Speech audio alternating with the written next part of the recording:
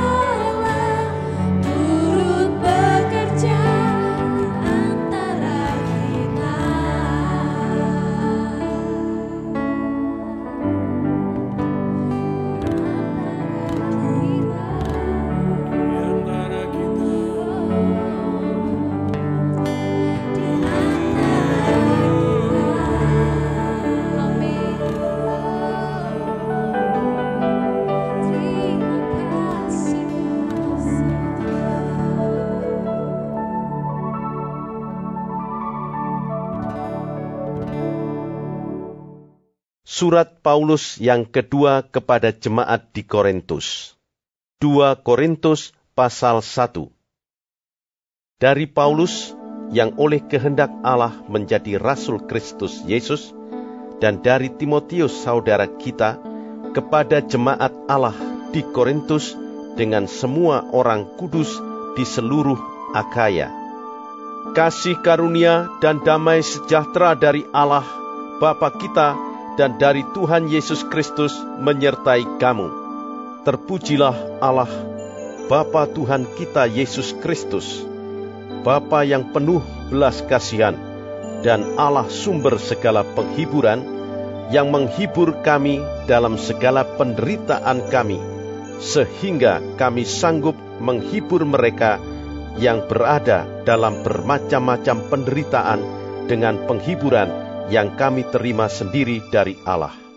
Sebab sama seperti kami mendapat bagian berlimpah-limpah dalam kesengsaraan Kristus, demikian pula oleh Kristus kami menerima penghiburan berlimpah-limpah. Jika kami menderita, hal itu menjadi penghiburan dan keselamatan kamu. Jika kami dihibur, maka hal itu adalah untuk penghiburan kamu, sehingga kamu beroleh kekuatan untuk dengan sabar menderita kesengsaraan yang sama seperti yang kami derita juga. Dan pengharapan kami akan kamu adalah teguh, karena kami tahu bahwa sama seperti kamu turut mengambil bagian dalam kesengsaraan kami, kamu juga turut mengambil bagian dalam penghiburan kami. Sebab kami mau, saudara-saudara, supaya kamu tahu akan penderitaan yang kami alami di Asia Kecil. Beban yang ditanggungkan atas kami adalah begitu besar dan begitu berat, sehingga kami telah putus asa juga akan hidup kami. Bahkan kami merasa seolah-olah kami telah dijatuhi hukuman mati. Tetapi hal itu terjadi supaya kami jangan menaruh kepercayaan pada diri kami sendiri, tetapi hanya kepada Allah yang membangkitkan orang-orang mati. Dari kematian yang begitu ngeri, Ia telah dan akan menyelamatkan kami. Kepadanya kami menaruh pengharapan kami, bahwa Ia akan menyelamatkan kami lagi. Karena kamu juga turut membantu mendoakan kami, supaya banyak orang mengucap syukur atas karunia yang kami peroleh berkat banyaknya doa mereka untuk kami. Inilah yang kami megahkan, yaitu bahwa suara hati kami memberi kesaksian kepada kami bahwa hidup kami di dunia ini, khususnya dalam hubungan kami dengan kamu, dikuasai oleh ketulusan dan kemurnian dari Allah, bukan oleh hikmat duniawi, tetapi oleh kekuatan kasih karunia Allah. Sebab kami hanya menuliskan kepada kamu apa yang dapat kamu baca dan pahamkan. Dan aku harap mudah-mudahan kamu akan memahaminya sepenuhnya, seperti yang telah kamu pahamkan sebagiannya dari kami, yaitu bahwa pada hari Tuhan Yesus kamu akan bermegah atas kami, seperti kami juga akan bermegah atas kamu.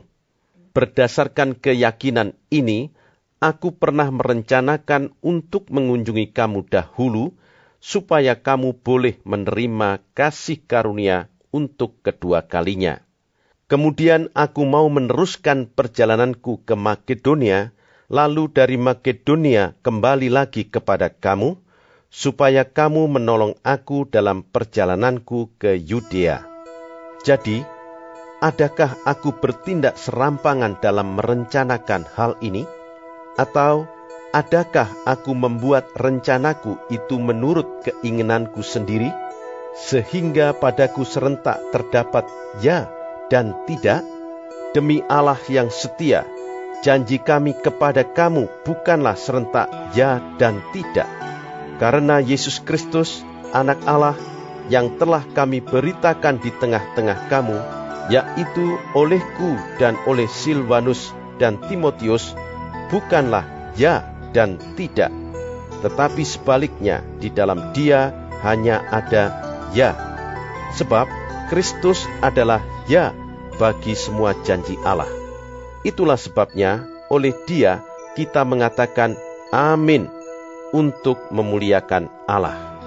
Sebab Dia yang telah meneguhkan kami bersama-sama dengan kamu di dalam Kristus adalah Allah yang telah mengurapi, memeteraikan tanda miliknya atas kita, dan yang memberikan Roh Kudus di dalam hati kita, sebagai jaminan dari semua yang telah disediakan untuk kita. Tetapi aku memanggil Allah sebagai saksiku. Ia mengenal aku, bahwa sebabnya aku tidak datang ke Korintus ialah untuk menyayangkan kamu. Bukan karena kami mau memerintahkan apa yang harus kamu percayai, karena kamu berdiri teguh dalam imanmu. Sebaliknya, kami mau turut bekerja untuk sukacitamu. 2 Korintus pasal 2. Aku telah mengambil keputusan di dalam hatiku bahwa aku tidak akan datang lagi kepadamu dalam duka cita. Sebab jika aku mendukakan hatimu, siapa lagi yang dapat membuat aku menjadi gembira selain Dia yang berduka cita karena aku? Dan justru itulah maksud suratku ini, yaitu supaya jika aku datang, jangan aku berduka cita oleh mereka yang harus membuat aku menjadi gembira.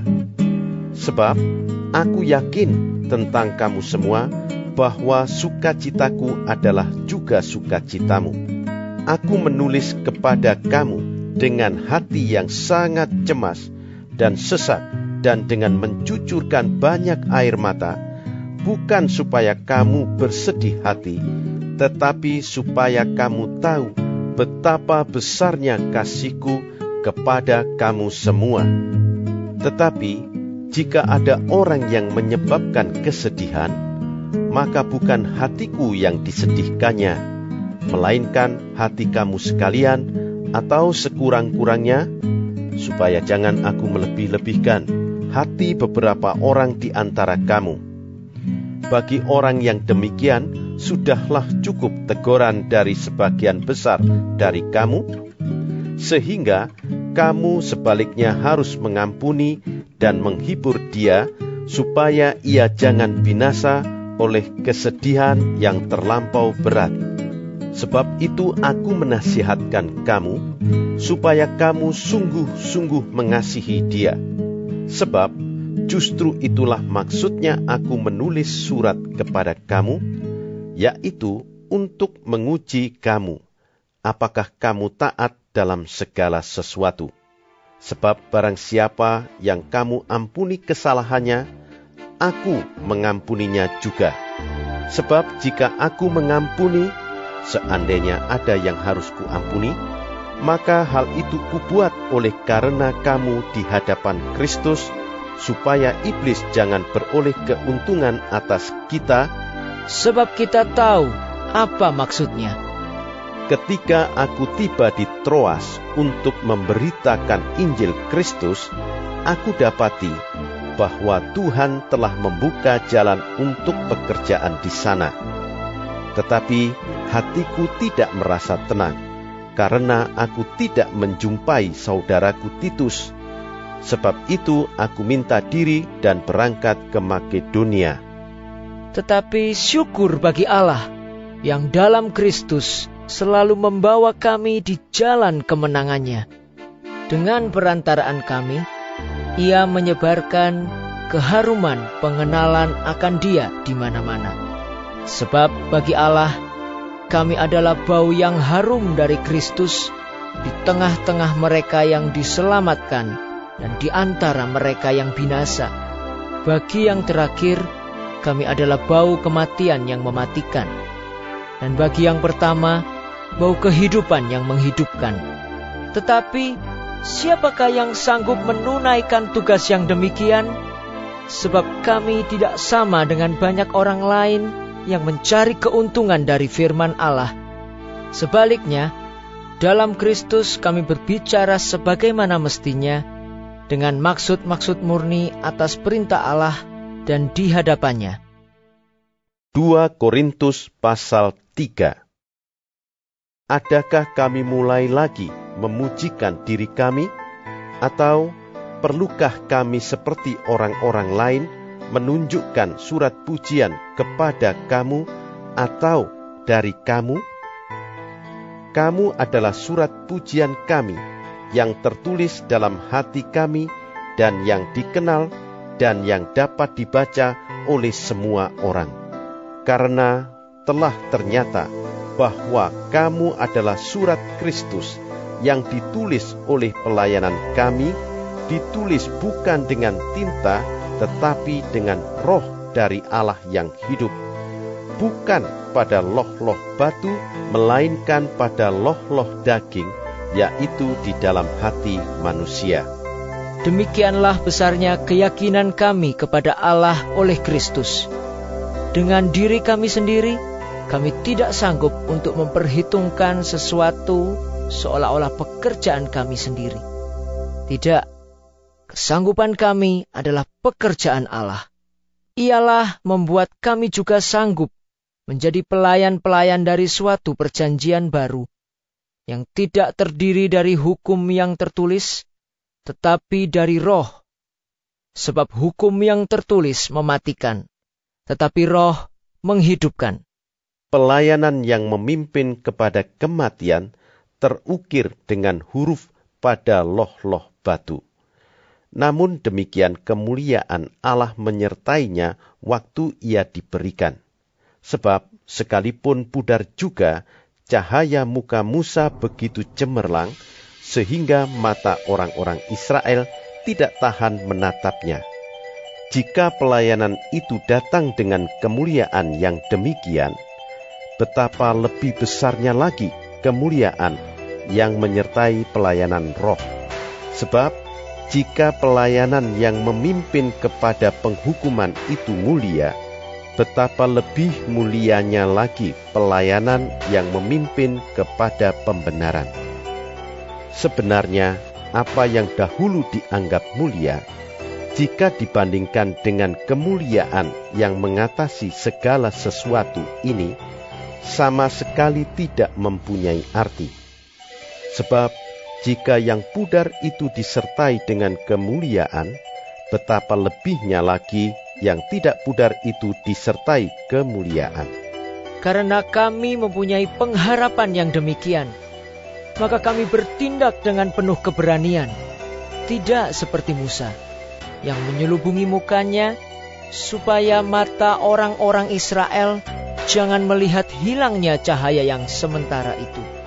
Tetapi pikiran mereka telah menjadi tumpul, sebab sampai pada hari ini, selubung itu masih tetap menyelubungi mereka, jika mereka membaca perjanjian lama itu tanpa disingkapkan. Karena hanya Kristus saja yang dapat menyingkapkannya. Bahkan sampai pada hari ini, setiap kali mereka membaca kitab Musa, ada selubung yang menutupi hati mereka. Tetapi apabila hati seorang berbalik kepada Tuhan, maka selubung itu diambil daripadanya. Sebab Tuhan adalah roh, dan di mana ada roh Allah, di situ ada kemerdekaan. Dan kita semua mencerminkan kemuliaan Tuhan dengan muka yang tidak berselubung. Dan karena kemuliaan itu datangnya dari Tuhan yang adalah roh, maka kita diubah menjadi serupa dengan gambarnya dalam kemuliaan yang semakin besar. Terima kasih Tuhan untuk firman-Mu pada pagi hari ini. Sungguh mengingatkan kami Tuhan untuk kami hidup semakin hari semakin berkenan di hadapan Tuhan. Dan biarlah Tuhan hari ini Engkau sertai, Tuhan tuntun, Tuhan lindungi, jauhkan dari segala mara bahaya, malapetaka, bahkan maut sekalipun ya Bapa. Bapa kami yang di surga, dikuduskanlah nama-Mu, datanglah kerajaan-Mu, jadilah kehendak-Mu di bumi seperti di surga. Berikanlah kami pada hari ini makanan kami yang secukupnya, dan ampunilah kami akan kesalahan kami, seperti kami juga mengampuni orang yang bersalah kepada kami. Dan janganlah membawa kami ke dalam pencobaan, tetapi lepaskanlah kami daripada yang jahat. Karena Engkaulah yang mempunyai kerajaan dan kuasa dan kemuliaan sampai selama-lamanya. Amin.